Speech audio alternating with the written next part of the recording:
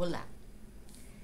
Bom, eu terminei de ler Segredo Morto, do Wilkie Collins, que é a coisa mais dickensiana que eu já li do Wilkie Collins até agora. Eu sei que eles eram amigos, isso está documentado, mas eu nunca vi o Collins seguindo determinadas linhas que o Dickens usa.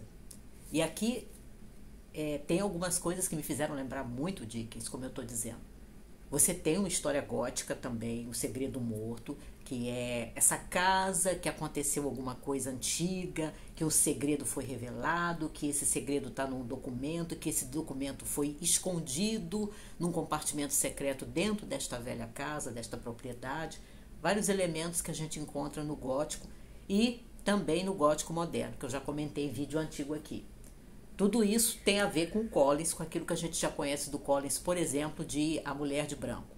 Mas, aqui a gente tem, a certa altura da história, essa questão do segredo fica uma coisa assim tão dramática e tão dolorosa, que quando começa a aparecer as revelações, fica assim, bem comovente, né? Podem preparar os lenços nessa parte do livro, porque tem muito que chorar. Chora, chora, chora. Isso é bem dickensiano. Não era uma característica do Collins, eu nunca tinha visto. Mas é um bom livro. Não é tão bom quanto A Mulher de Branco, mas é um bom livro. Depois eu li A Família do Médico, da Margaret Oliphant, que é um drama familiar, é até curtinho, sobre esse médico, que é um jovem médico na região de Carlingford, que essa é uma das crônicas de Carlingford, que a Oliphant escreveu vários livros, e esse é um deles. E enquanto esse médico que está ali tentando fazer o seu nome, né, criar a sua reputação naquela cidadezinha, naquela região de Carlingford, ele está tentando fazer isso, mas ele está com problema porque o irmão mais velho dele, que é um inútil, um homem dado a vícios, se instalou na casa dele e ele tem que ficar sustentando esse irmão. Porque eu não sei. Mas acontece isso, né? E ele vai ficando cada vez mais irado, mas isso não é tudo. A certa altura o médico descobre, porque a mulher chega, a irmã da mulher chega, as crianças chegam, que o irmão dele, inclusive, numa das suas viagens, casou, há muitos anos atrás, com uma estrangeira, uma australiana, e que ela veio da Austrália agora atrás dele, né, junto com a irmã mais nova e com os 3 filhos. De repente o médico descobre, né, que ele tem uma cunhada, a irmã da cunhada, e tem 3 sobrinhos, e que são crianças até bem, vamos dizer, bem levadinhas, para dizer de forma suave. E aí a situação fica mais problemática ainda, porque ele percebe que a irmã da cunhada dele, que é a irmã mais nova, né, da esposa do irmão dele, é uma moça muito assentada, muito corajosa, e que ela praticamente vai começar a sustentar o irmão dele, a esposa, que é a irmã dela, que é outra inútil, que passa o tempo todo reclamando, e as 3 crianças levadas. E à medida que ele vê aquilo e vai ficando cada vez mais indignado, né, com aquela situação, e ela não se revolta, a moça diz simplesmente que é família, a gente tem que fazer isso, e é uma coisa que você simplesmente faz, porque é a sua família. E ele não consegue ver dessa maneira, e a gente percebe que ele vai passando da indignação pela situação dela, pela admiração por ela, até, é claro, ter outros tipos de sentimentos por ela. Gostosinho. E terminei esse aqui, Barbudos, Sujos e Fatigados, do César Campiani Maximiano, que é um historiador brasileiro, que ele já escreveu outros livros também sobre a campanha da Força Expedicionária Brasileira na campanha na Itália, né, na Segunda Guerra. Eu já comentei ligeiramente sobre esse livro naquele vídeo sobre escritores de guerra, né? E esse livro cobre muitas entrevistas que o Campiani fez com os ex-pracinhas brasileiros, né? E você tem muitas surpresas, alguns mitos que havia sobre eles, né, são desmistificados aqui, porque ele tem os depoimentos dessas pessoas, né, dos sobreviventes. Foram mais de 10 anos ele fazendo essas entrevistas. E o único senão desse livro é que ele tem uma revisão absolutamente péssima, muito ruim mesmo. Mas o texto do Campiani, as fotografias que você tem aqui, várias fotografias de época, Enfim, o acúmulo de informações que ele dá vale muito a pena, apesar dessa péssima revisão. Muito bom mesmo. Para quem tem interesse naquilo que os brasileiros fizeram na Segunda Guerra, na Itália, vale muito a pena ler esse livro, eu recomendaria. E aí tem os livros que eu estou lendo.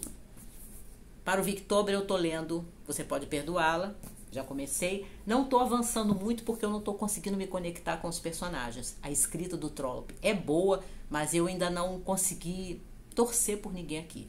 O personagem que eu mais gostei aqui é uma das tias de uma das personagens jovens. É uma figura secundária, mas ela pelo menos me faz sorrir e às vezes rir um pouquinho. Mas aí tá caminhando, mas tá caminhando devagar. Eu acho que eu não vou terminar este mês. Mas vou continuar lendo. Tô avançando nesse aqui, que é História, desse historiador britânico, o Neil Ferguson, Império. Como os britânicos fizeram o mundo moderno.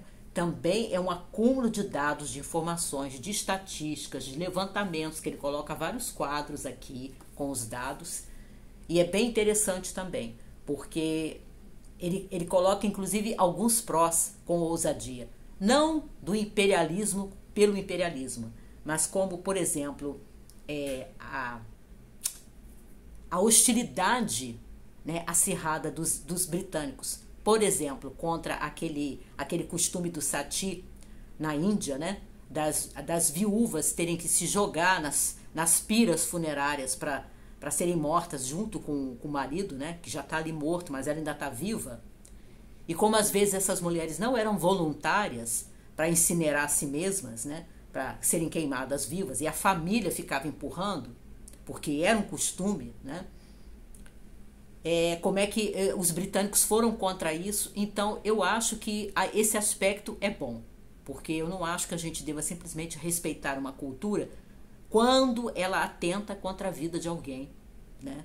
Especialmente a situação das mulheres na Índia, pelo menos nessa época, né? No século XIX no caso. Claro que ele aponta também todas as coisas ruins que o imperialismo fez, ele não passa a mão na cabeça, não é essa a questão.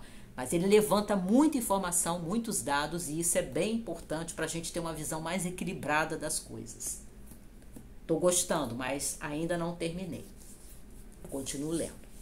Também estou lendo esse livro absolutamente lindo, Revelações sobre o Amor Divino, da inglesa Julian de Norwich. Eu não sei como ainda, mas eu vou fazer um vídeo para esse livro, quando eu terminar. Eu vou dar um jeito, e eu vou fazer. Outro que eu estou lendo é o livro do Travesseiro, clássico japonês, da Sen Shonagon. É um livro do final do século X para o passagem do século XII, pleno Japão feudal, né? Estou gostando, mas também ainda não cheguei nem na metade. Está interessante, mas é aquele ritmo mesmo como a gente espera de literatura oriental, ainda mais um clássico, né? É devagar, é devagar, é devagar. Ainda não posso falar se eu vou fazer um vídeo, mas eu certamente comentarei esse livro quando terminar. E também estou lendo J.B. Crown, desse escritor americano contemporâneo, Wendell Berry, que é cristão. Esse livro saiu pela Thomas Nelson, é um romance. E ele me lembra em alguns momentos o Faulkner, porque o Berry também cria todo um universo, cria aquela regiãozinha ali onde ele coloca os seus personagens muito peculiares, né? Mas no geral eu tô achando o J.B. Crown agridoce. Tem algumas coisas que você sorri, tem algumas coisas assim que você fica muito comovida e muito, às vezes até um pouco triste. Mas também estou lendo ainda, não terminei. E comecei a ler o presentinho. Comecei hoje o presentinho da Marta Tavares, Corrente Sanguínea, da Tess Gerritsen, que está sendo a minha leitura de lazer, porque todos esses livros estão bons, mas todos eles têm uma certa densidade, têm um certo peso. O Corrente Sanguínea é a minha leitura realmente relax. E é isso.